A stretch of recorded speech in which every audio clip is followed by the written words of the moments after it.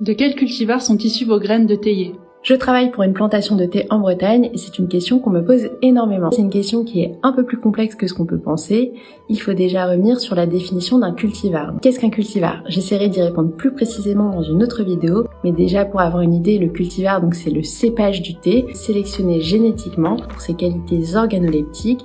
Par exemple, on peut penser au cultivar Tieguanyin, qui est un cultivar originaire du Fujian en Chine. C'est un cultivar qui a été sélectionné pour ses qualités d'arôme de jasmin, de fleurs blanches, de muguet, et qui fait un excellent thé oolong, et c'est pourquoi ce cultivar est particulièrement connu des amateurs de thé. Pour essayer de mieux connaître cet arbuste, il faut aussi revenir sur sa reproduction. Il existe en effet deux types de reproduction pour le théier et pour la plupart des plantes en général.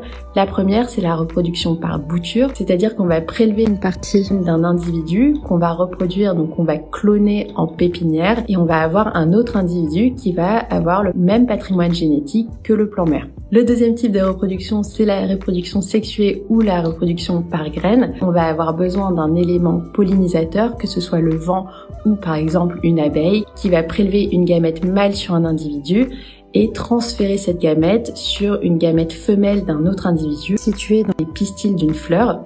Ceux-ci vont créer un fruit qui va créer des graines qui vont tomber sur le sol et donc qui vont créer un nouvel individu. La particularité du théier, c'est que ce n'est pas une plante autofertile, c'est-à-dire qu'un cultivar ne pourra pas se reproduire avec ce même cultivar, donc avec un autre plant qui aura un patrimoine génétique identique au sien. De fait, lorsqu'on obtient une graine de théier, elle est toujours issue d'un croisement entre deux cultivars différents. Bien qu'il existe certains parcs à graines professionnels qui pourraient garantir une homogénéité, celle-ci peut atteindre seulement les 60 à 70%, puisque le théier est aussi soumis au hasard de la génétique. Si vous voulez en savoir plus sur les avantages et les inconvénients de la graine de théier, n'hésitez pas à vous abonner pour la partie 2 de cette vidéo.